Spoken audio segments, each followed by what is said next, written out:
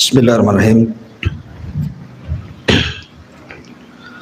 Assalamualaikum warahmatullahi wabarakatuh.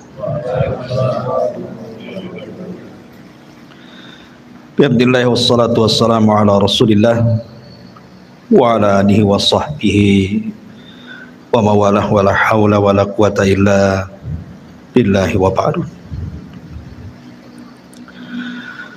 Alhamdulillah, di malam hari ini kita perdana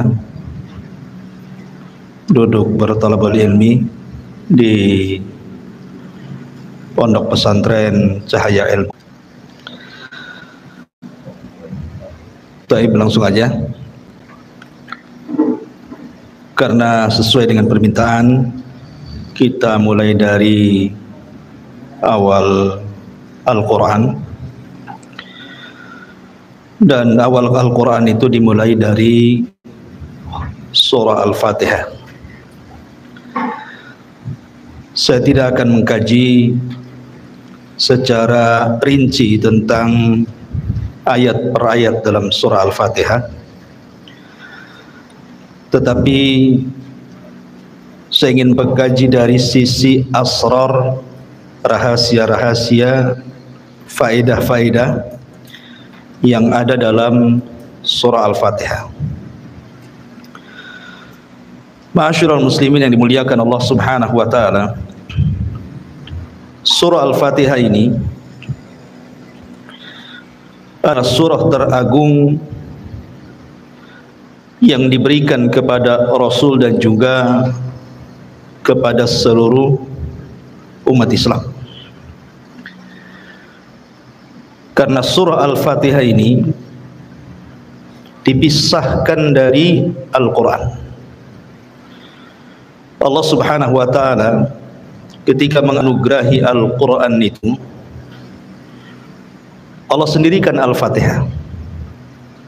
Makanya Nabi SAW bersabda, utitu, aku diberikan sab'al mathani wal Qur'anil azim, diberikan 7 ayat yang terulang dan juga Al-Quran. Padahal Fatihah itu bagian dari Al-Quran, tetapi Nabi SAW memisahkan.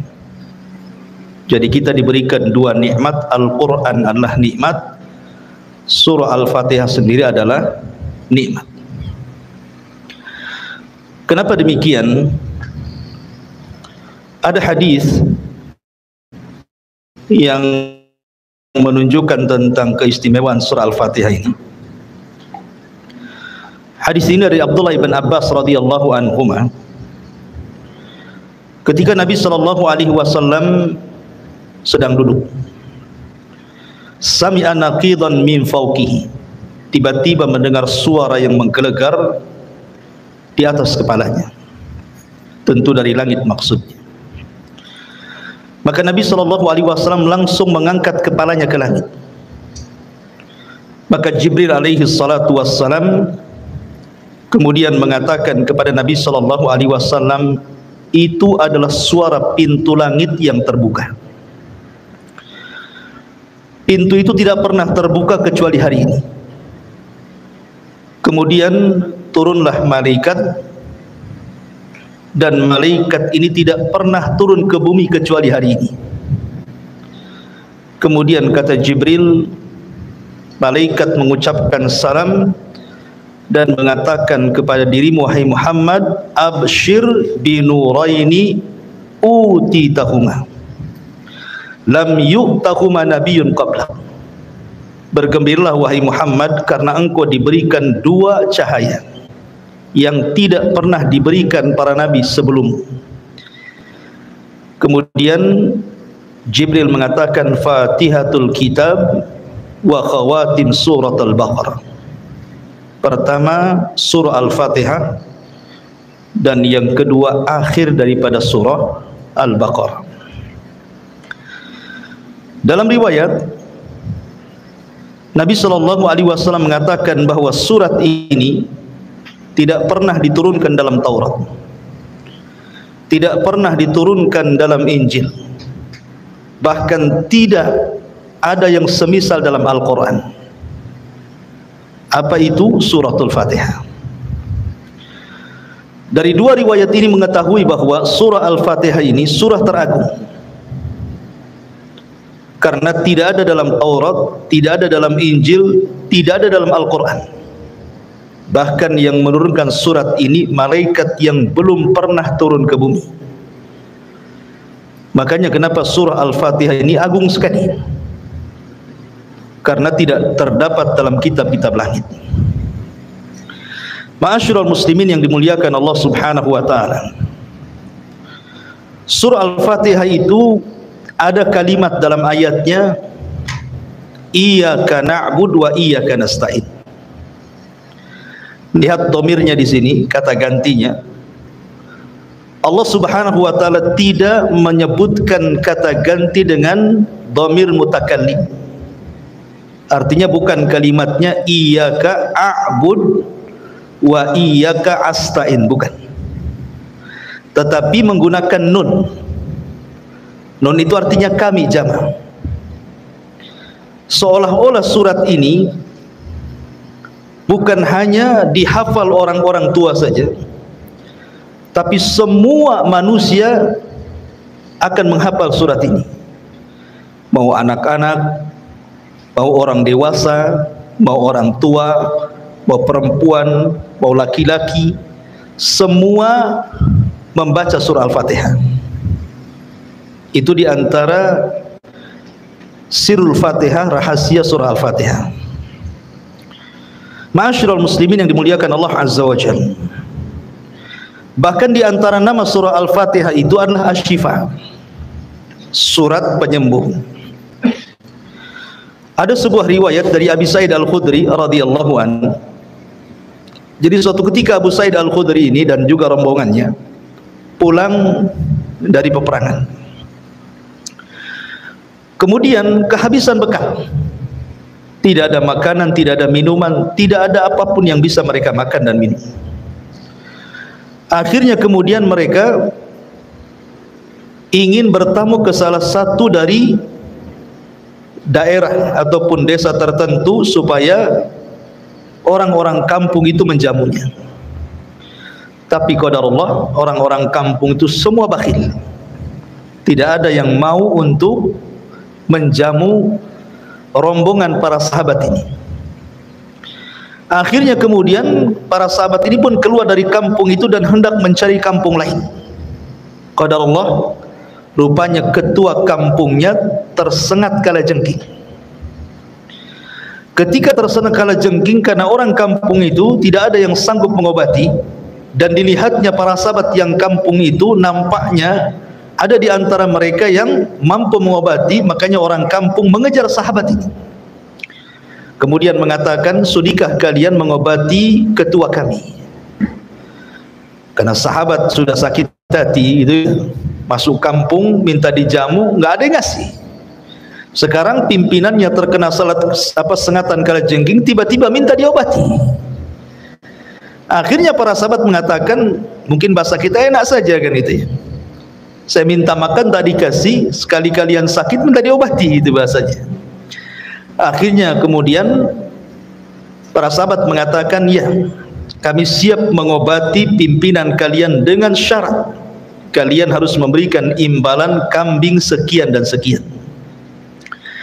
Akhirnya kemudian salah seorang sahabat membacakan surah Al-Fatihah, kemudian diusap kepada bekas sengatan kalajengking itu. Tiba-tiba sembuh. Sesuai perjanjian kalau sembuh ngasih kambing kan itu. Akhirnya kemudian dikasih kambing, kemudian mereka pun sebagiannya dimakan dan sebagiannya dibawa pulang. Ketika kemudian sampai di hadapan Nabi SAW, para sahabat ini bercerita. Maka apa kata Nabi SAW? Dari mana kalian tahu bahwa surat itu adalah suratul ruqyah, surat yang bisa meruqyah? Kemudian Nabi SAW, kalau begitu maka berikan bagian kambing kalian untukku juga. Rasul minta bagian dari sini. Maka dari kisah ini surat Al-Fatihah itu disebut dengan suratul Syifa, surat untuk menyembuhkan. Al-Imam Ibnul Qayyim rahimahullahu ta'ala itu mengarang satu kitab, judulnya Madarijus Salikin fi iyyaka na'budu wa iyyaka nasta'in. Itu beliau memberikan faedah banyak tentang surah Al-Fatihah. Lah kata Imam Ibnul Qayyim rahimahullahu ta'ala, dia mengatakan kullu da'in lahu dawa, setiap penyakit itu pasti ada obatnya.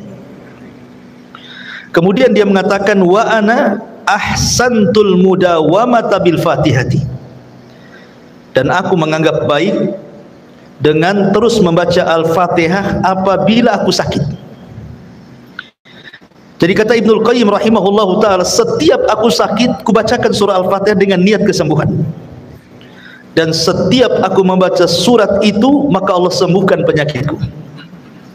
Ini kisah Ibnul Qayyim rahimahullahu ta'ala yang mempraktekkan surat itu, dan dia mengarang satu kitab namanya Madarijus Salikin fi iyyaka na'budu wa iyyaka nasta'in. Luar biasa.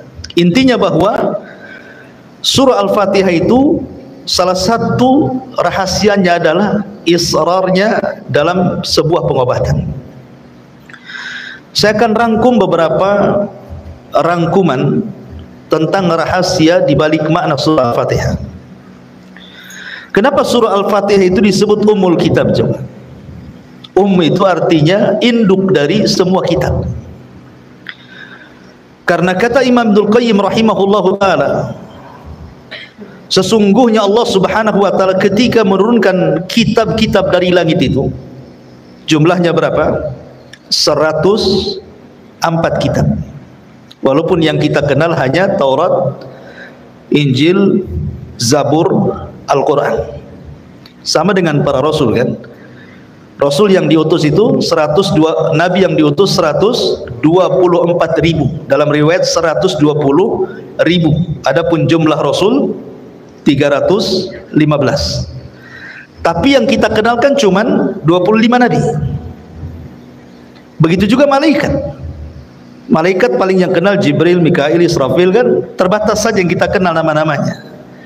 Tapi malaikat itu jumlahnya banyak. Makanya Allah mengatakan di dalam Al-Quranul Karim, wa ma ya'lamu junuda rabbika illahu, tidak ada yang tahu jumlah berapa malaikat kecuali Allah. Jadi Al-Quran ataupun kitab-kitab langit ketika diturunkan itu jumlahnya 104 kitab. Lah yang 4 ma'ruf, yang 4 itu ma'ruf, Taurat, Zabur, Injil, Al-Quran, ma'ruf ya. Tapi yang 100 ini kan tidak ma'ruf. Al-Quran hanya mengistilahkan dengan kalimat suhuf. Allah mengatakan inna hadza lafi suhufil ula suhufi Ibrahim wa Musa. Hanya mengistilahkan suhuf saja. Lalu 100 suhuf ini diberikan kepada siapa? Ada yang mengatakan 50 suhuf diberikan kepada Nabiullah Syith. Nabi Syith itu nabi setelah Adam, sebelum Idris. Kemudian 30 suhuf diberikan kepada Nabi Idris. Kemudian 10 suhuf diberikan kepada Nabi Ibrahim, dan 10 suhuf diberikan kepada Musa selain Taurat. Berarti jumlahnya 100. 50 diberikan kepada Syith, ditambah 30, berarti sudah 80 diberikan kepada Idris, yang 10-nya diberikan kepada Ibrahim, yang 10-nya diberikan kepada Musa. Kemudian di sana ada Taurat, ada Injil, ada Zabur, ada Al-Quran. Berarti semuanya 104 kitab. Kata para ulama, dari 100 kitab, kalau digabungkan dengan Taurat, maka Allah subhanahu wa ta'ala ringkas menjadi hukum-hukumnya dalam kitab Injil. Dan 100 kitab yang ada dalam Taurat ataupun Injil, karena Zabur itu bukan kitab-kitab hukum. Kalau Zabur itu kan tipis, dia cerita tentang nasihat-nasihat saja. Lain dengan Injil dan Taurat gitu ya, memang lengkap seperti Al-Quran. Lah dari 100 kitab, 100 suhuf, kemudian ditambah dengan Taurat, kemudian dengan Zabur dan Injil, itu Allah Subhanahu wa taala ringkas di dalam Al-Qur'an. Lah Al-Qur'an sendiri Allah ringkas dalam satu surat yang disebut dengan Suratul Fatihah. Dan surat Al-Fatihah sendiri diringkas lagi dalam satu ayat, Iyyaka na'bud wa iyyaka nasta'in. Makanya kalimat Iyyaka na'budu wa iyyaka nasta'in mencakup seluruh kitab-kitab langit. Karena tujuan diturunkan Alkitab untuk apa? Wa ma khalaqtul jinna wal insa illa liya'budun. Kan tujuannya untuk ibadah. Maka ada pada kalimat Iyyaka na'bud wa iyyaka nasta'in. Lah surah Al-Fatihah itu terkandung seluruh kitab, terutama Al-Qur'anul Karim. Kenapa demikian? Karena Al-Quran itu kalau kita bagi tiga, maka sepertiga Al-Quran itu bicara tentang akidah, sepertiga Al-Quran itu bicara tentang ibadah, dan sepertiganya bicara tentang akhlak yang di dalamnya ada kisah-kisah para nabi dan rasul dan iqab kepada orang-orang yang memusuhi para nabi dan rasul. Tiga perkara ini ada pada surah Al-Fatihah. Kalau kita cerita tentang akidah, maka ada pada 3 ayat pertama surah Al-Fatihah. Alhamdulillahi Rabbil Alamin, Ar-Rahmanir Rahim, Maliki Yaumiddin. Ini bicara tauhid. Tauhid dari 3 tauhid, bicara tentang rububiyah, bicara tentang uluhiyah, bicara tentang asma dan sifat. Adapun rububiyah, Rabbul Alamin. Rabb, rububiyah diambil dari kata-kata Rabb, maka disebut rububiyah. Adapun uluhiyah, lillah. Uluhiyah itu diambil dari kalimat Allah menjadi uluhiyah. Adapun asma wa sifat Ar-Rahman, Ar-Rahim.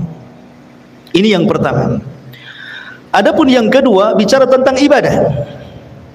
Iyyaka na'bud wa iyyaka nasta'in. Hanya kepadamu kami beribadah dan hanya kepadamu kami meminta pertolongan. Kemudian yang ketiga bicara tentang akhlak. Ihdinas siratal mustaqim, siratal ladzina an'amta alaihim. An'amta alaihim, orang yang kau berikan nikmat itu siapa? Dalam ayat yang lain, minan nabiyyin was-siddiqin wasyuhada was-salihin. Orang-orang yang diberikan nikmat itu mereka para nabi, mereka para siddiq, mereka para syuhada, mereka orang-orang saleh, dan mereka adalah orang-orang yang pantas kita tiru akhlaknya. Makanya surah Al-Fatihah itu mencakup Al-Quran secara keseluruhan. Ini yang pertama. Kemudian yang kedua, surah Al-Fatihah ini mengajarkan kepada kita bagaimana caranya kita beribadah. Bagaimana caranya kita beribadah kepada Allah Subhanahu wa ta'ala. Pertama, ma'rifatullah, mengenal Allah Subhanahu wa ta'ala. 3 ayat pertama mengenal Allah, ya kan? Kan sebelum kita beribadah kita harus mengenal siapa yang kita ibadahi, kan? Kalau anda beribadah kemudian tidak kenal siapa yang anda ibadahi, anda sedang beribadah kepada siapa? Kan itu ya. Kita ibadah ini harus tahu yang diibadahi siapa. Yang diibadahi adalah Allah. Makanya Allah ajarkan bagaimana cara beribadah. Sebelum kita mengatakan iyyaka na'bud, hanya kepada mulah kami beribadah, Allah kenalkan dulu siapa dirinya. Alhamdulillahi Rabbil Alamin, Ar-Rahmanir Rahim, Maliki Yaumiddin. Inilah ma'rifatullah dengan segala jenis tauhid yang saya sebutkan tadi. Kemudian yang ketiga, di dalam ayat ini juga, dalam surat Al-Fatihah ini juga diajarkan kepada kita bagaimana caranya kita meminta hidayah. Meminta hidayah. Kalau kita melihat hadis Nabi SAW tentang balasan orang yang membaca surah Al-Fatihah dalam salat, kata Nabi SAW, Fatihah itu dibagi menjadi 2. Separuhnya untuk Allah dan separuhnya untuk hamba. Kemudian Allah Subhanahu wa taala berfirman dalam hadis qudsi, kalau Anda membaca alhamdulillahirabbil alamin, segala puji hanya milik Allah, Rabb semesta alam, maka Allah akan menjawab apa? Hamidani abdi, hambaku sedang memujiku. Apabila kita membaca dalam salat kita Ar-Rahman Ar-Rahim, maka Allah jawab di langit, Asna alayya abdi, hambaku sedang mengagungkan diriku. Kalau kita membaca Maliki Yaumiddin, maka Allah Subhanahu wa taala akan jawab di langit, Majjadani abdi, hambaku sedang membesarkan diriku. Sampai di sini ini untuk Allah. Ya. Kemudian Allah mengatakan iyyaka na'bud wa iyyaka nasta'in. Allah jawab di langit apa? Hadza baini wa baina abdi wa li abdi mas'al. Hadza baini, ini dalam kalimat iyyaka na'bud, ini untukku, ibadah itu untuk Allah. Wa iyyaka nasta'in, ini untuk hambaku. Karena meminta pertolongan itu kita minta pertolongan kepada Allah. Wa li abdi mas'al, dan Allah berjanji akan mengabulkan hamba-hambanya yang meminta kepadanya. Ihdinas siratal mustaqim siratal ladzina an'amta 'alaihim ghairil maghdubi 'alaihim waladdallin. Sama, hadza baini, ini untukku, maksudnya hidayah milik Allah, ya kan? Karena kita tidak bisa memberikan hidayah kecuali irsyad, taufik itu milik Allah. Wa baina 'abdi, dan bagi hambaku, dengan cara terus berdoa meminta hidayah kepada Allah Azza wa Jalla agar dihindarkan dari sifat-sifat orang Yahudi al-maghdub dan juga sifat-sifat orang Nasrani al-zalim. Makanya dalam mazhab Syafi'i, dalam sebagian mazhab mereka mengatakan kalau antum sholat, karena dalam mazhab Syafi'i itu sholat wajib membaca Fatihah. Mau dikeraskan imamnya, mau disirkan imamnya, makmum tetap baca Fatihah. Itu dalam mazhab Syafi'i. Kalau seandainya seorang makmum dia masbuk, kemudian imam sedang membaca surat, antum baru memulai Al-Fatihah, tapi antum sudah membaca 3 ayat pertama, kemudian imam ruku, itu sudah dianggap 1 rakaat. Kenapa? Karena hak Allah sudah antum penuhi. Bisa paham ya? Karena hak Allah antum sudah penuhi, ya. Tetapi kalau seandainya belum selesai baru alhamdulillah kemudian ruku, belum dianggap 1 rakaat. Paham kan? Ya, itu dalam mazhab Syafi'i seperti itu. Karena 3 ayat pertama itu hak Allah, kemudian 4 ayat setelahnya itu hak hambanya. Ma'asyiral muslimin yang dimuliakan Allah Azza wa Jalla, lah perhatikan dalam jawaban-jawaban Allah itu. Allah Subhanahu wa taala menjawab dengan 3 jawaban haknya. Pertama, hamidani abdi. Yang kedua, asna alayya abdi. Yang ketiga, majjadani abdi, hambaku sedang memujiku, hambaku sedang mengagungkan diriku, hambaku sedang membesar-besarkan diriku. Kalau dalam kehidupan kita setiap hari satu kita senantiasa memuji Allah dengan mengucapkan alhamdulillah, segala puja hanya milik Allah Azza wa Jalla. Kemudian kita agungkan Allah, kemudian kita besarkan Allah, kemudian setelah itu kita beribadah kepada Allah Subhanahu wa taala, kemudian setelah itu kita berdoa kepada Allah isti'anah, maka 5 perkara ini sebab kita mendapatkan hidayah. Karena tartibnya seperti itu kan, ya. Tartibnya alhamdulillahirabbil alamin, berarti kita disuruh untuk memuji Allah. Ar-Rahman Ar-Rahim, disuruh mengagungkan Allah. Maliki Yaumiddin, disuruh membesarkan Allah. Iyyaka na'bud, disuruh beribadah kepada Allah. Wa iyyaka nasta'in, disuruh berdoa kepada Allah. Maka di situ Allah mengatakan ihdina. Kalau kita amalkan 5 perkara, maka kita dapat hidayah. Maka dalam surah Al-Fatihah ini terkandung bagaimana sebab kita mendapatkan hidayah. Yang ajibnya adalah dalam kalimat-kalimat Al-Fatihah, di situ ada Ar-Rahman Ar-Rahim, berarti sifatnya rahmah.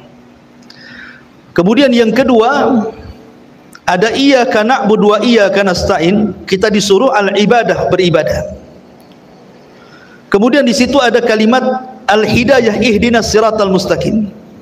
Kemudian di situ ada kalimat an'amta alaihim, nikmat. Ada rahmat, ada ibadah, ada hidayah, ada nikmat. Ini ada 4 kata dalam surah Al-Fatihah itu kan. Rahmat, kemudian yang kedua apa tadi? Ibadah. Kemudian yang ketiga hidayah. Kemudian yang keempat nikmat. Alladzi an'amta, nikmat. Dari sini bahwa kalau orang sudah diberikan rahmat oleh Allah, kasih sayang, kemudian dia melakukan ibadah, maka dia akan dapat hidayah. Setelah dapat hidayah, dipastikan diberikan nikmat. Itu maksudnya, ya. Kalau kita sudah mendapatkan rahmat dari Allah, dituntun untuk menghambakan diri kepada Allah, kemudian kita ibadah. Kemudian saat ibadah kita terus meminta hidayah kepada Allah Subhanahu wa taala, dan Allah pun beri, maka ujungnya antum akan diberikan nikmat. Nikmat dunia dan nikmat akhirat. Itulah lafaz-lafaz dalam surah Al-Fatihah. Ma'asyiral muslimin yang dimuliakan Allah Subhanahu wa taala. Bahkan rukun Islam pun terkandung dalam surah Al-Fatihah. Rukun Islam itu ada berapa? Ada 5. Syahadat, salat, zakat, puasa, haji. Dari mana kita tahu rukun Islam ini ada dalam surah Al-Fatihah? Pertama syahadat. Syahadat itu adalah tauhid. Dan tauhid terkandung pada 3 ayat pertama surah Al-Fatihah.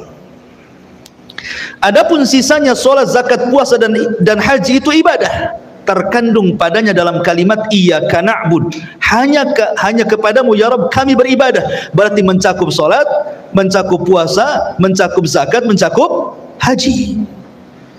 Jadi rukun Islam ada pada surah Al-Fatihah juga. Ma'asyiral muslimin yang dimuliakan Allah Azza wa Jalla, bahkan lebih daripada itu, dalam surah Al-Fatihah ini terkandung ususul ibadah, pondasi-pondasi ibadah. Ibadah itu ada 2 perkara yang antum harus ketahui. Pertama, syurutul ibadah, syarat sah diterimanya ibadah. Yang kedua, arkanul ibadah, rukun-rukun ibadah. Dua-duanya ada dalam surah Al-Fatihah. Kalau bicara tentang syarat ibadah itu ada 2. Pertama, ikhlas. Ibadah itu harus ikhlas. Mana ayatnya? Alhamdulillah. Kita harus memuji karena Allah. Menunjukkan ikhlas. Tauhid uluhiyah di sini. Kemudian yang kedua, ittiba. Ihdinas siratal mustaqim siratal ladzina an'amta. Kita meminta petunjuk agar kita diberikan jalan kepada orang yang Kau berikan nikmat. Maka yang pertama orang diberikan nikmat adalah para nabi. Dan nabi yang diutus kepada kita siapa? Rasulullah. Kita harus mencontoh Nabi sallallahu alaihi wasallam. Maka di sini ada syurut ibadah. Kemudian yang kedua, arkanul ibadah, rukun ibadah. Rukun ibadah ada 3. Tidak bisa antum tinggalkan satu daripada 3 rukun ibadah ini. Ibadah tidak akan berpahala. Pertama, al-mahabbah, kecintaan kita kepada Allah. Yang kedua, al-khaufu, perasaan takut kita kepada Allah. Yang ketiga, ar-raja'u, perasaan harap kita kepada Allah Azza wa Jalla. Ini 3 perkara tidak boleh, tidak harus dihadirkan dalam ibadah. Ketika kita beribadah, kita harus cinta, bukan terpaksa. Ketika beribadah, kita harus takut tidak diterima ibadahnya. Ketika kita beribadah, kita harus mengharap dengan ibadah ini Allah akan berikan balasan berupa sorga dan kenikmatannya. Ini 3 perkara tidak boleh tinggalkan dalam ibadah. Makanya disebut arkanul ibadah namanya, rukun-rukun ibadah.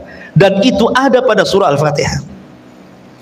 Pertama, al-mahabbah, perasaan cinta. Alhamdulillah. Segala puja dan puji hanya milik Allah. Tidak mungkin kita memuja dan memuji Allah kecuali karena cinta.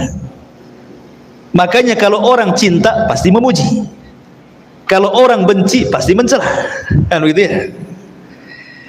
Kalau kita memuji orang, hilang keburukannya, yang ada kebaikannya. Kalau kita membenci, hilang kebaikannya, yang ada keburukannya. Maka kalimat alhamdulillah itu artinya penanaman cinta kepada kita, cinta kepada Allah Subhanahu wa ta'ala. Kemudian yang kedua, raja, harapan. Ar-Rahman Ar-Rahim. Ini ada kandungan harapan. Kenapa? Karena Ar-Rahman Ar-Rahim itu sifatnya sama, rahmat.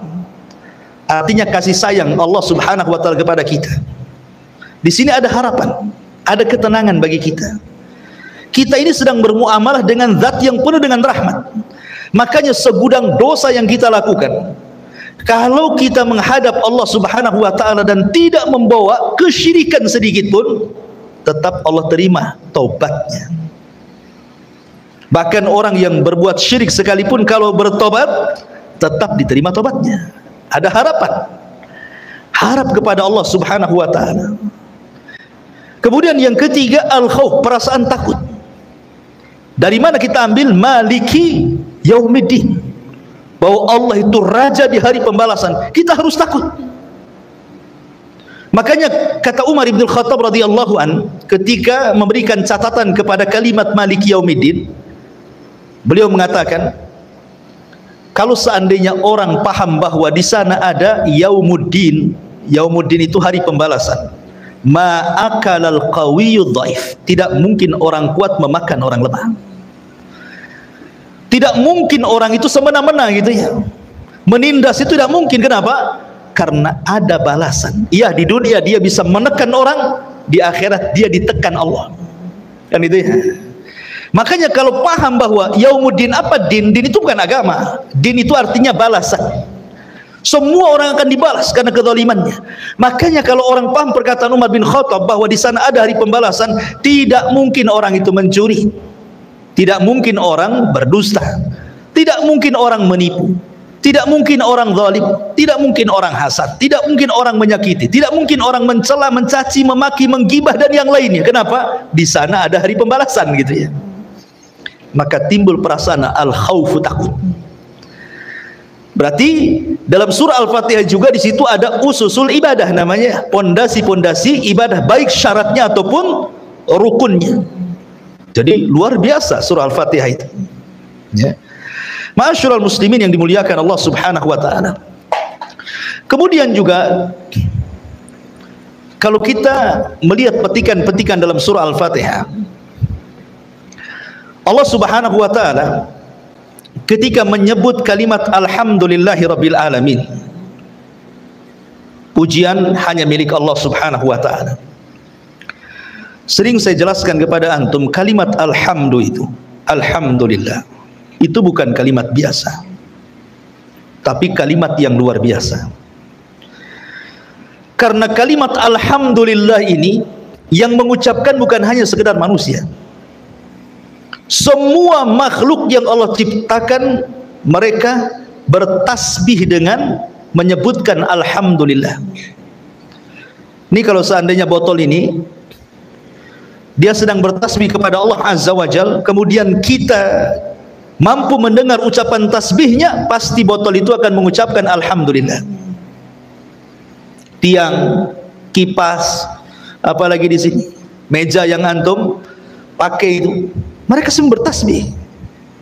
Karena Allah yang mengatakan, wa im min kulli syai'in illa yusabbihuna bihamdi walakin la tafqahuna tasbihahu. Kan itu ya. Segala sesuatu yang Allah ciptakan itu semua bertasbih, cuman kalian tidak paham tasbihnya. Dengan apa mereka bertasbih? Bihamdi. Kalimat hamdi artinya kalimat alhamdulillah. Berarti kalau seandainya Allah perdengarkan pohon pisang bertasbih, pasti pohon pisang akan mengucapkan alhamdulillah. Kalau seandainya antum perdengarkan ayam sedang bertasbih, pasti ayam itu mengucapkan alhamdulillah. Kalau seandainya gunung itu antum perdengarkan bagaimana tasbihnya gunung, pasti gunung akan mengucapkan alhamdulillah. Segala sesuatu, mau lautan, mau ikan-ikan di dalam lautan, mereka bertasbih kepada Allah dan tasbihnya dengan ucapan alhamdulillahi rabbil alamin. Alhamdulillah. Karena alhamdulillah itu mencakup segala lini kehidupan manusia. Bukan hanya diucapkan orang senang saja, orang susah pun mengucapkan alhamdulillah. Gak percaya antum datang ke orang sakit, gimana kondisinya? Alhamdulillah, sakit saya tidak terlalu parah. Tuh sebelah sana itu sudah meninggal kemarin. Alhamdulillah juga dia, padahal dia stroke ya. Apalagi orang sehat, kaifa haluk? Alhamdulillah bi khair. Begitu ya. Antum datang ke orang fakir, orang miskin, kaifa haluk? Bagaimana kondisimu? Kata orang fakir, alhamdulillah masih bisa makan. Gitu ya.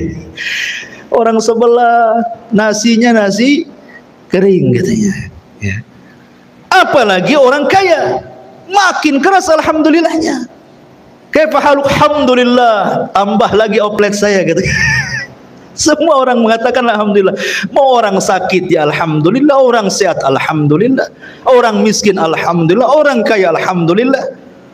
Semua orang mengucapkan alhamdulillah. Bahkan para malaikat disebutkan di dalam Al-Qur'anul Karim. Lihat bagaimana para malaikat, seluruh malaikat, seperti Allah mengatakan dalam surah Ghafir ayat 7, alladzina yahminuna al-arsya wa man hawlahu yusabbihuna bihamdi rabbihim. Dan para malaikat-malaikat pemikul arasy dan seluruh malaikat di sekitarnya, mereka bertasbih dengan menyebut alhamdulillah. Semua malaikat. Dan itu juga hal yang semana antum bisa buka dalam surah Zumar ayat 75 dan dalam surah Al-Baqarah ayat 30. Ketika malaikat mendengar Allah akan menciptakan makhluk berupa manusia Adam, apa kata malaikat? Ataj'alu fiha man yufsidu fiha wa yasfiku dima wa nahnu nusabbihu bihamdik. Dan kami bertasbih kepadamu dengan cara apa? Bihamdik, artinya mengucapkan alhamdulillah. Semua malaikat apabila bertasbih kepada Allah, pasti ucapan mereka alhamdulillah. Segala puja dan puja hanya milik Allah, karena Allah itu paling suka dipuji. Tabiat manusia juga sama kan? Antum kalau dipuji senang kan? Oh tampan padahal tidak, oh cakep padahal tidak gitu, oh cerdas padahal bodoh gitu. Tapi kalau dipuji kan senang kan? Kalau makhluk saja suka dipuji, makanya kenapa banyak ibadah yang ditolak? Karena ria. Walillahi mathalul a'la, tentu Allah lebih berhak untuk itu.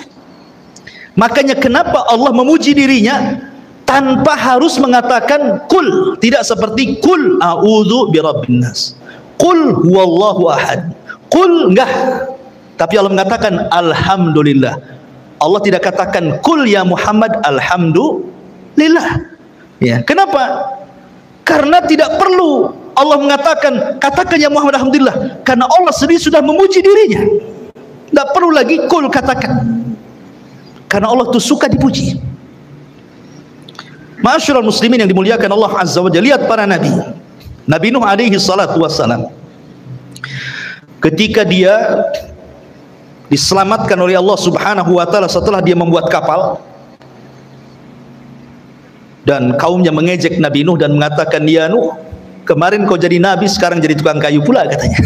Karena dia buat kapal, jadi diejek sama kaumnya. Nuh, kenapa kau tidak berdakwah lagi? Asih sibuk buat kapal katanya. Kapalnya pula di padang pasir ya. Mana bisa kapal itu berjalan di padang pasir? Seperti seorang penyair Arab mengatakan apa? Tarjun najata walam tasliku masalikaha innas safinata la tajri alal yabas. Engkau mengharap keselamatan tapi tidak pernah menempuh jalannya. Bagaimana mungkin kapal laut bisa berjalan di padang pasir? Kan itu ya. Jadi Nuh itu dia membuat kapal di padang pasir.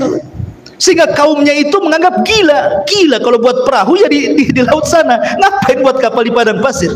Kemudian mereka mengejek, ya Nuh, kemarin kau jadi nabi, sekarang kau jadi tukang kayu, katanya. Mereka tidak paham Nuh sedang mempersiapkan sesuatu yang Allah perintahkan karena kecongkakan umatnya. Ketika betul-betul kapal sudah jadi, tanda-tandanya sudah ada, maka Nuh kemudian memasukkan orang yang beriman dan binatang sepasang-pasang ke perahunya. Kemudian terjadi banjir bandang dan tufan ketika semua umatnya tenggelam, dan Allah selamatkan Nuh alaihi salatu wassalam. Apa kata Nuh dalam surah Al-Mu'min ayat 28? Allah katakan, faqulil hamdulillahilladzi najjana minal qaumi zalimin. Katakan ya Nuh, alhamdulillah. Allah mengatakan, katakan ya Nuh, alhamdulillah, yang telah menyelamatkan kami dari kaum yang zalim. Nuh disuruh mengucapkan alhamdulillah. Kemudian Nabi Ibrahim ini sudah tua dan juga istrinya sudah tua, mandul lagi, tidak mungkin punya anak. Makanya kemudian karena sudah putus asa tidak mungkin punya anak, Sarah mengatakan kepada Ibrahim, menikahlah kau dengan Hajar, mudah-mudahan kau punya anak. Akhirnya kemudian digaulilah Hajar, betul-betul hamil, punya anak Ismail. Rupanya selang beberapa waktu, akhirnya kemudian Sarah pun punya anak Ishak. Terkadang harus dipancing dulu ya. Jadi antum yang menikah lama tidak punya anak, coba poligami kayak Ibrahim.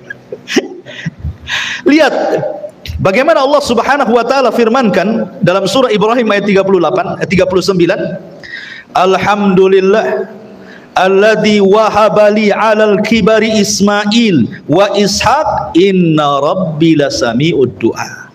Apa kata Ibrahim? Alhamdulillah, yang telah menghibahkan kepadaku, memberikan kepadaku di saat tuaku Ismail kemudian Ishak. Ibrahim mengucapkan alhamdulillah, kan itu ya.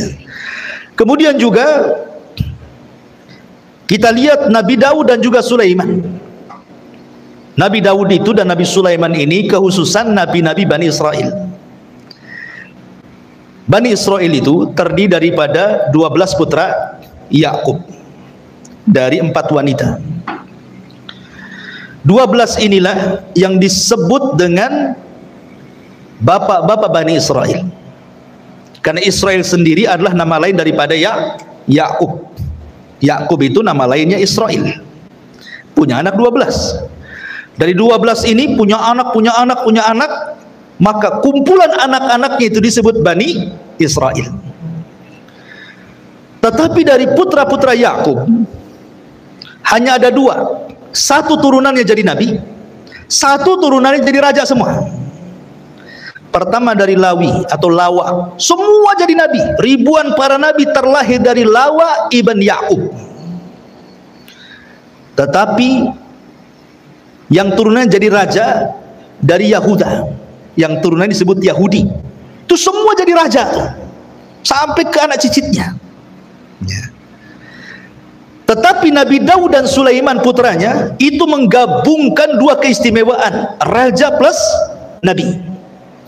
Kalau yang lain kan raja ya raja saja, nabi ya nabi saja.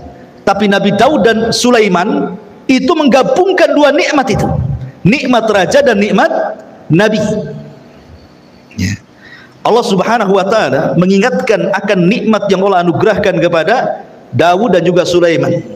Apa kata Allah dalam Al-Qur'an? Walaqad ataina Dawuda wa Sulaimana ilma wa qala alhamdulillahilladzi faddalana ala katsirin min ibadihil mu'minin. Dan sungguh kami telah berikan kepada Daud dan Sulaiman pengetahuan luas soal dunia dan akhirat. Dunia jadi raja, akhirat jadi nabi, kan itu ya. Kemudian keduanya mengatakan alhamdulillah, segala puja dan puji itu hanya milik Allah yang telah mengutamakan kami atas kebanyakan hamba-hamba Allah yang beriman. Nabi Sulaiman dan Daud mengucapkan alhamdulillah, kan itu. Bahkan Nabi SAW juga disuruh oleh Allah Subhanahu wa taala untuk mengucapkan alhamdulillah. Seperti Allah mengatakan, qulil hamdulillah wa salamun ala ibadihi alladhina astafallahu khairun amma yusyrikun. Dalam surah An-Naml ayat 59. Katakan ya Muhammad, alhamdulillah. Rasul disuruh memperbanyak ucapkan alhamdulillah. Bahkan kalimat yang pertama diucapkan Nabi Adam adalah alhamdulillah. Jadi ketika Allah Subhanahu wa taala menciptakan Adam, diutus malaikat Jibril, Mikail dan malaikat-malaikat yang untuk mengambil tanah di bumi ditolak sama bumi. Enggak boleh. Ketika diutus malakul maut, bumi tidak bisa apa-apa. Sehingga malakul mautlah yang mengambil tanah-tanah dengan berbagai macam sifat dan warnanya dari bumi diangkat ke langit. Itulah bahan baku Adam. Karena bahan baku Adam itu dari sifat-sifat bumi, ada yang keras, ada yang lembut, ada yang becek gitu ya mungkin bahasa kita. Ada yang tanah hitam, ada yang tanah putih, ada yang merah dan macam-macam warna tanah. Makanya sifat manusia sama dengan sifat tanah. Makanya tanah ada orang yang keras, oh mungkin dari tanah keras gitu ya. Ada yang lembut, mungkin dari yang becek-becek gitu, lempung-lempung gitu. Ada yang hitam, oh mungkin dari tanah hitam. Ada yang putih, mungkin dari tanah putih. Ada yang kehitaman, keputihan atau belang, mungkin campuran. Gitu. Jadi semua sifat manusia itu kembali kepada sifat tanah. Ya. Diangkatlah Nabi bahan baku Adam ini ke langit. Kemudian Allah sendiri yang membentuknya. Ingat, Allah sendiri yang bentuknya. Itulah keutamaan Adam, dibentuk oleh Allah. Allah yang bentuk. Makanya Allah mengatakan laqad khalaqnal insana fi ahsani taqwim. Sungguh kami, kata Allah, menciptakan manusia dengan sebaik-baik bentuk. Adam diciptakan sebaik-baik bentuk. Makanya manusia itu paling indah ciptaannya dibandingkan semua makhluk Allah yang Allah ciptakan di bumi. Coba perhatikan binatang. Tidak ada binatang itu yang bisa berdiri di antara dua kaki. Sebutkan binatang apa? Dia bisa berdiri dengan dua kaki, berjalan tegap gagah seperti manusia. Tidak ada. Sapi 4 kaki, kambing sama, ya kan? Ular tak punya kaki lagi dia. Dia pakai perut jalannya kan itu ya. Apalagi kera, ya. Kera juga tidak bisa 2 kaki tegap, sekali-kali aja dia. Ya. Kucing apalagi bisa dia berdiri waktu atraksi saya. Habis itu dia tidak ada ceritanya binatang itu yang berdiri dengan 2 kaki dengan tegap kecuali manusia kan. Karena memang manusia itu fi ahsani taqwim. Allah sendiri yang bentuk. Lah ketika Allah Subhanahu wa taala memasukkan ruh kepada Adam di hadapan para malaikat, pertama kali Adam itu bersin. Haji gitu. Ya. Apa kata Allah? Qul ya Adam alhamdulillah. Katakan ya Adam alhamdulillah. Berarti ucapan yang pertama Nabi Adam keluar dari mulutnya itu alhamdulillah. Maka Allah mengatakan yarhamuka rabbuk. Rabbmu memberikan rahmat kepadamu Adam. Makanya jadi sunnah kalau orang bersin baca alhamdulillah, di sampingnya mendoakan yarhamukallah. Tapi dari sini menunjukkan bahwa Adam membaca alhamdulillah. Pertama ucapan keluar dari mulut Adam itu alhamdulillah. Bahkan bukan hanya malaikat, Adam, para nabi, orang yang masuk neraka saja mereka mengucapkan alhamdulillah. Kenapa orang masuk neraka mengucapkan alhamdulillah? Penduduk neraka ketika mengucapkan alhamdulillah bukan karena senang, tetapi karena mereka dimasukkan ke dalam neraka bukan karena kezaliman Allah, tapi karena keadilannya. Ya. Allah itu ketika mengadab manusia bukan karena kezaliman, bukan karena Allah zalim kepada makhluk, tidak. Itu semua karena keadilannya. Sebab kalau Allah menyiksa karena kezalimannya, habis manusia itu. Makanya penduduk neraka masih mengucapkan alhamdulillah, apalagi penduduk surga. Bahkan orang yang pertama keluar dari kubur, orang-orang yang beriman ketika dibangkitkan tiupan sangkakala yang kedua, ketika manusia bangkit dari kuburannya, apa kata Allah?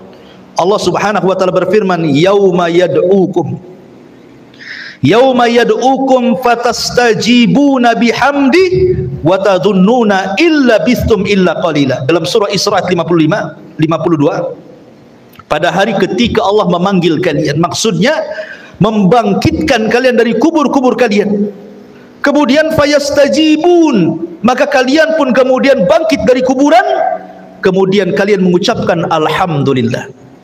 Orang-orang yang beriman ketika bangkit dari kuburan mengucapkan alhamdulillah. Ketika mereka masuk ke dalam surga, mereka pun mengucapkan alhamdulillah. Alhamdulillahilladzi hadana li hadza wa ma kunna linahtadiya laula an hadanallah. Ini kalimat ketika masuk ke dalam surga.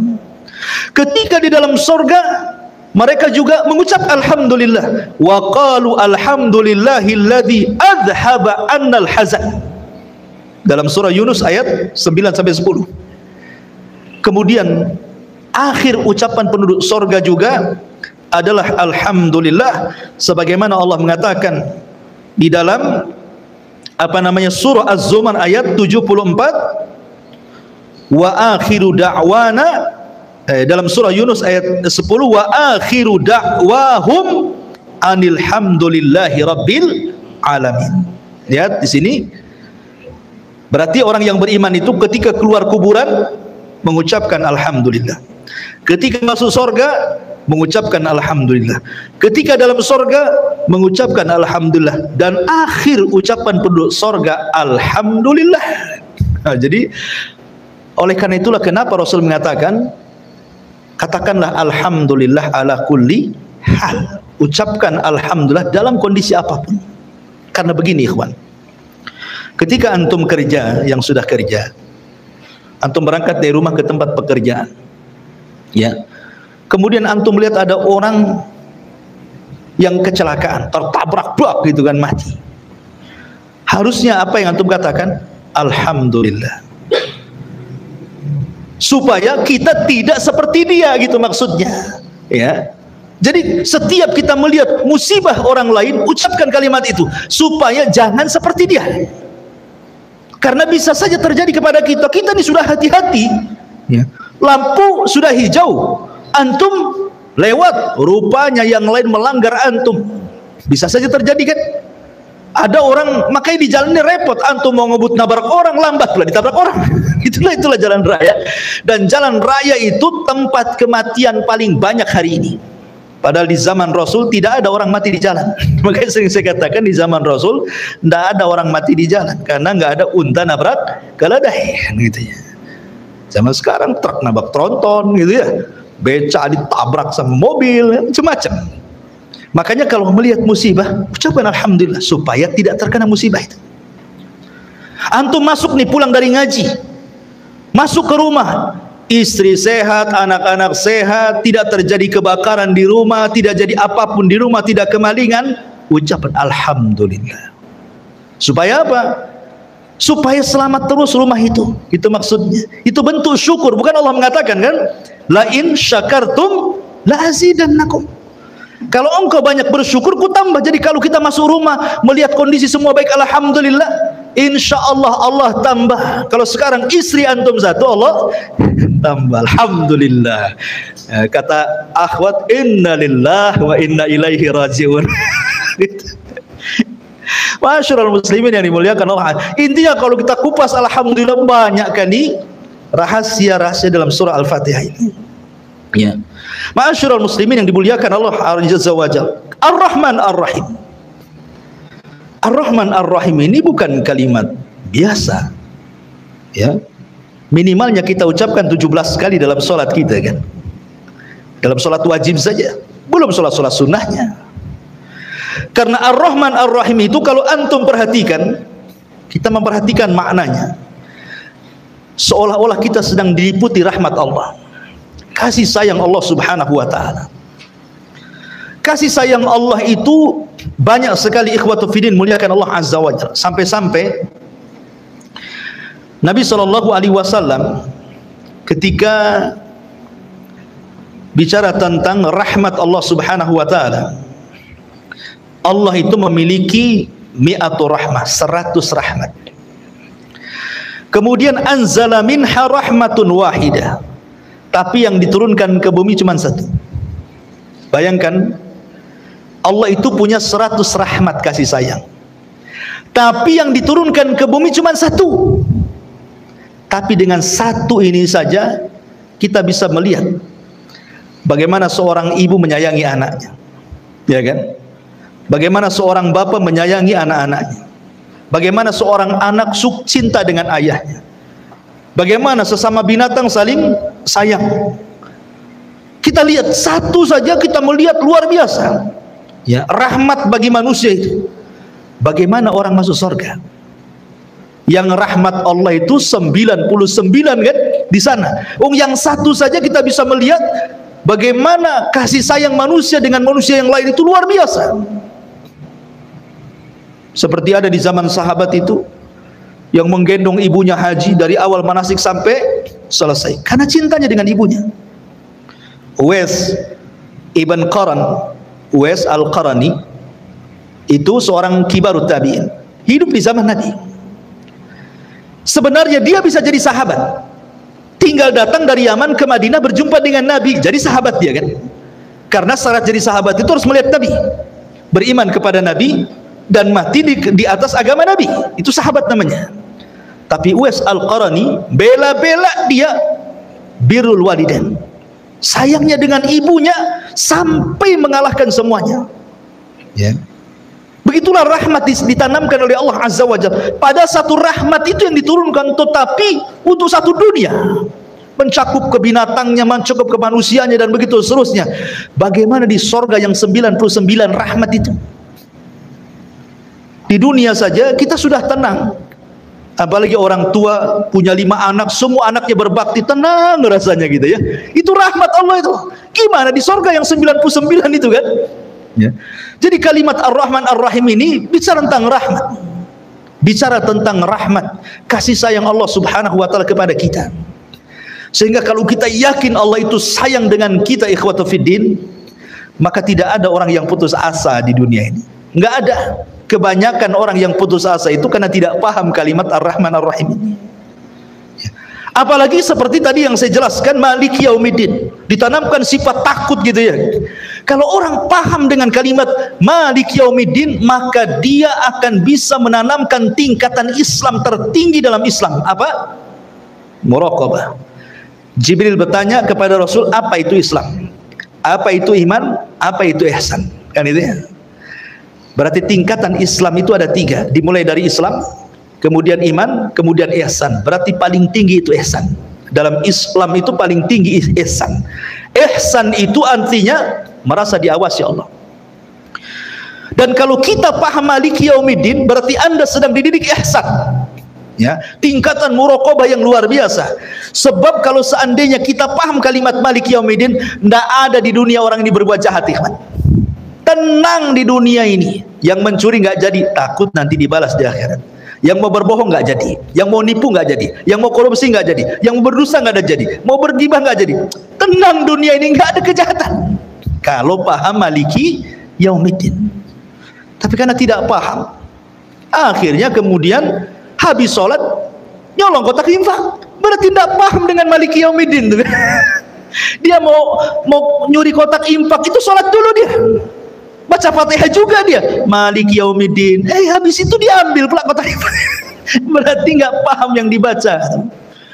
Makanya baca surah Al-Fatihah itu dalam sholat itu janganlah dikebut-kebutkan, jangan pula satu nafas. Oh dolin gitu kan ada tuh ya. Sholat tarawih 5 menit 23 menit. Cuman dia bisa memahami Fatihah itu, karena setiap kalimat dalam surah Al-Fatihah itu ada jawabannya. Dan ada makna yang tersembunyi di situ untuk kita resapi gitu loh. Makanya wajar kalau seandainya Allah mengatakan innas salata tanha anil fahsya'i wal munkar, sesungguhnya salat itu bisa mencegah perbuatan keji dan mungkar. Keji itu ucapan kotor, mungkar itu perbuatan fasik. Karena orang yang salat kalau paham kalimat Maliki Yaumiddin tidak mungkin mengucapkan kalimat kotor, tidak pula mungkin melakukan perbuatan fasik. Kan itu ya? Karena pasti akan ada balasannya gitu maksudnya. Karena ada tuh pertanyaan, Ustaz, katanya sholat itu bisa mencegah perbuatan keji dan mungkar. Kok habis sholat masih banyak orang mabuk? Itu yang adzan itu tukang adu ayam itu katanya. Karena tidak paham kalimat per kalimat dalam surah Al-Fatihah itu. Kalau dia meresapi Maliki Yaumiddin saja, sudah istirahatlah bumi dari penjahat. Itu satu ayat dalam surah Al-Fatihah. Bisa istirahat bumi dari kejahatan. Tapi karena tidak paham yang dibaca, akhirnya wajar solatnya belum mampu merubah dari perbuatan keji dan mungkar itu. Karena Maliki Yaumiddin itu mengajarkan muraqabah tingkat tinggi itu, supaya kita jangan berbuat jahat dan hanya seolah-olah kita dilihat Allah. Kemudian kalau kita lihat juga kalimat iyyaka na'bud, hanya kepadamu kami beribadah dan hanya kepadamu kami meminta pertolongan. Kata Imam Ibnul Qayyim, Allah mendahulukan ghayah sebelum wasilah. Ghayah itu tujuan, wasilah itu perjalanan ke tujuan. Nah, itu ya.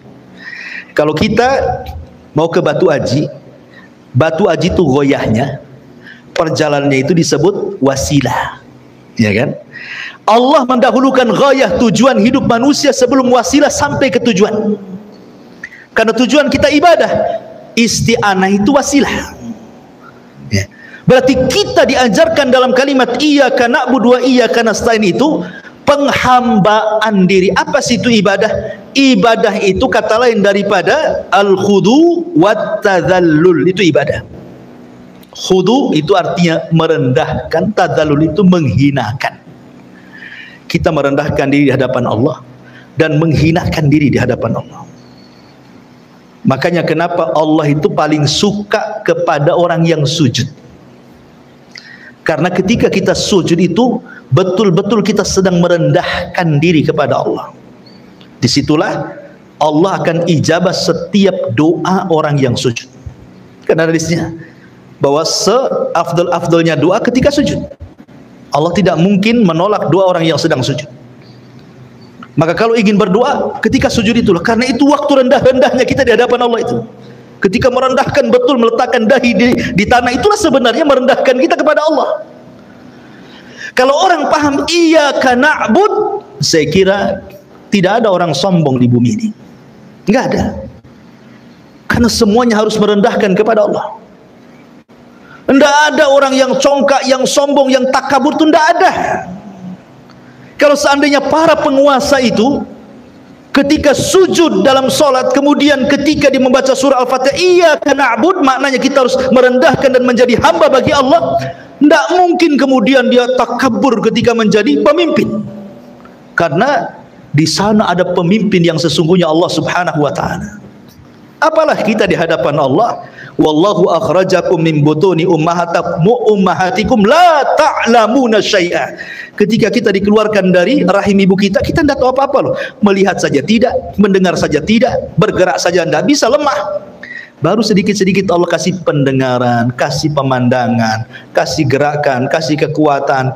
Besar sedikit, kasih kuat badan, kasih kecerdasan. Dengan cerdas akhirnya sekolah, dengan sekolah jadi insinyur, jadi dokter, jadi ini, jadi itu. Semua Allah yang kasih. Lalu kenapa Anda sombong? Itu maksudnya. Karena tidak paham kalimat iyyaka na'budu wa iyyaka nasta'in. Kalau orang paham kalimat ini, tidak ada orang nyembah, sembah. Nah, kandungan Al-Fatihah itu luar biasa kemana-mana gitu. Iyyaka na'budu wa iyyaka nasta'in. Ihdinas siratal mustaqim. Ya. Ihdinas siratal mustaqim ini cerita hidayah. Hidayah itu penting, ikhwan. Karena orang kalau tidak dapat hidayah, sesat kita. Kalau sudah sesat, lihat akhirnya jadi pengebom. Khawarij sesat, jadi ngebom sana sini. Kan itu ya. Kemudian Syiah sesat. Ketika Asyura tanggal 10 dipukul-pukul badan sampai bayi kecil diketuk kepalanya sampai keluar darah tuh. Supaya merasakan bagaimana perih pahitnya Husain ketika dibantai di Karbala katanya. Karena kesalahan mereka. Itu kan kesalahan orang Syiah menyuruh Husain dari Hijaz menuju ke Kufah. Rupanya dibantai di situ. Yang bantai pun orang Syiah. Sehingga mereka menyesal. Makanya setiap kemudian Muharram mereka membuat ulang tahun Karbala. Memukul-mukul, lihatlah di YouTube tuh. Coba antum, dipisau dikasih rantai itu, dipukul orang gila sampai bayi diketuk sampai keluar darahnya. Lihat, kalau nggak dapat petunjuk jadi gini ibadah ini. Ya. Lihat orang-orang yang merasa makrifat, akhirnya tidak sholat, tidak puasa, tidak zakat, tidak haji, karena sudah makrifat, sudah kenal dengan Allah, tidak perlu sholat lagi, tidak perlu puasa lagi, maksiat pun boleh, karena Allah ada pada hatinya, sudah berkumpul dengan badan yang disebut hululiyah, manunggali kaulu gusti, orang Jawa bilang. Sudah nyatu gitu ya, sudah nyatu, akhirnya buat apa lagi ibadah? Sholat yang penting eling katanya. Kalau sudah eling dikata sholat. Dalilnya apa? Innas sholata li dzikri. Sholat itu untuk mengingatku. Berarti kalau sudah ingat tak perlu sholat. Lihat akhirnya apa? Nggak sholat nggak apa. Lihat kalau nggak kasih petunjuk seperti ini jadinya. Ya. Jadi kalau kita tidak dapat petunjuk, sesat kita. Ya. Macam-macam. Akhirnya ada orang ngaku nabi, ada pula pengikutnya. Dulu ada namanya siapa, Ahmad Musaddiq kan itu. Saya dengar sudah tobat, alhamdulillah. Ya, sempat ramai gara-gara syahadatnya, syahadu anna Muhammad Rasulullah diganti ashadu anna Muhammad Ahmad Musaddiq Rasulullah kan. Alhamdulillah, kalau beliau sudah tobat, alhamdulillah, kita doakan terus dapat hidayah. Tapi kalau orang tidak dapat petunjuk jadi gitu kan ya. Kemudian ngaku Imam Mahdi. Baru-baru ini kan ada orang yang mengklaim bahwa ada seorang yang mengaku Imam Mahdi, ciri-cirinya ada pada dia katanya, dan sekarang sedang membuat pembaiatan di hotel tingkat 3 ya, baiat. Kalau tidak dapat baiat maka dia jadi pengikut Dajjal. Kenapa baiatnya manjur? Karena dia sudah koordinasi dengan Nabi Khidir dan Nabi Muhammad katanya. Jadi panitia itu Nabi Khidir. Coba antum loh, kalau nggak dapat hidayah jadi gini, halu, menghayal, ya kan? Menghayal jadi kemana-mana jadinya. Itu bahaya kalau nggak dapat hidayah itu.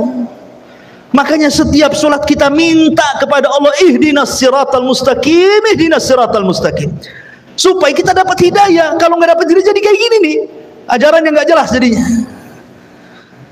Maka ihdinas siratal mustaqim ini penting husul antum ketika, karena yang menyelamatkan kita di dunia dan akhirat itulah hidayah. Itu yang kita cari dari awal lahir sampai kita mati, hidayah. Apalagi yang kita cari kalau bukan hidayah? Makanya kenapa hidayah itu selalu didahulukan dalam doa Nabi, Allahumma inna nas'alukal huda wat tuqa wal afafa wal ghina. Ya Allah, aku minta kepadamu hidayah. Hidayah dulu Rasul meminta, baru takwa. Karena tidak mungkin dapat hidayah kemudian dia takwa, harus dapat hidayah dulu baru dia takwa. Allahumma nas'alukal huda wat tuqa, baru al-afaf, kehormatan, menjaga kehormatan, baru kekayaan terakhir. Minta kekayaan itu terakhir. Setelah kita meminta kepada Allah hidayah, kemudian meminta kepada Allah takwa, kemudian meminta kepada Allah al-afaf, kehormatan dijaga, baru minta harta. Kita manda, tiga-tiganya tidak ada, yang ada harta aja diminta. Ya Allah kapan kaya, ya Allah kapan maju, ini saya mau buat ini, mudah-mudahan rezekinya dirasakan. Tidak ada itu, semua mintanya aneh-aneh aja. Jadi ihdinas siratal mustaqim itu luar biasa. Siratal ladzina an'amta 'alaihim ghairil maghdub. Maghdub ini majhul, maghdub maf'ul, fa'ilnya disembunyikan. Ya, ketika Allah Subhanahu wa taala menyebutkan orang-orang yang diberikan nikmat, Allah tampilkan pelakunya, an'amta, tak di situ pelaku, orang yang engkau ya Allah beri nikmat. Jadi ketika Allah menyebutnya orang-orang yang diberikan nikmat, dimunculkan pelakunya. Siapa mereka? Para nabi, para siddiqin, para syuhada, orang-orang saleh. Tapi ketika Allah menyebut orang Yahudi dan Nasrani, Allah tidak sebutkan pelakunya. Al-maghdub, yang dimurkai. Kenapa Allah tidak katakan orang-orang yang engkau murkai ya Allah, ditampakkan pelakunya? Tidak, menggunakan majhul, karena hinanya mereka di mata Allah. Karena orang-orang Yahudi itu maghdub, memang betul-betul dimurkai. Kenapa mereka dimurkai? Karena orang Yahudi itu diberikan kecerdasan yang tidak diberikan kepada umat yang lain. Tetapi mereka disesatkan sesat-sesatnya karena mereka sesat. Mereka tidak mau mengamalkan ilmunya walaupun banyak ilmu. Terbalik pula dengan Nasrani, dhalun wala dhalin. Dhal itu artinya sesat karena tak punya ilmu, rajin pula ibadah. Ya, kalau Yahudi banyak ilmu, tidak mau ibadah. Islam itu agama wasitiyah, harus tengah-tengah. Berilmu juga, beramal juga. Makanya Allah mengatakan wal asri innal insana lafi khusrin illa alladziina amanu. Maksudnya orang-orang yang berilmu wa amilus shalihat, orang-orang yang beramal soleh dengan ilmunya. Baru setelah itu berdakwah wa tawassaw bil haq. Baru setelah itu sabar ketika mencari ilmu, sabar ketika mengamalkan ilmu, sabar ketika mendakwahkan ilmu. Inilah diantara rahasia daripada surah Al-Fatihah. InsyaAllah kita mulai nanti dari surah Al-Baqarah, baru kita akan jelaskan tafsir ayat per ayat, kalimat per kalimat. Karena surah Al-Fatihah ini kalau kita bahas juga, itu satu ayat satu pertemuan kan. Jadi adalah kita global saja surah Al-Fatihah. InsyaAllah nanti ketika surah Al-Baqarah baru kita masuk tafsirnya. Silahkan kalau ada yang mau bertanya. Mungkin kita tutup saja dengan kafaratul majlis. Subhanallah bihamdika asyhadu an la ilaha illa anta astaghfiruka wa atubu ilaik. Allah ta'ala. Assalamualaikum warahmatullahi wabarakatuh.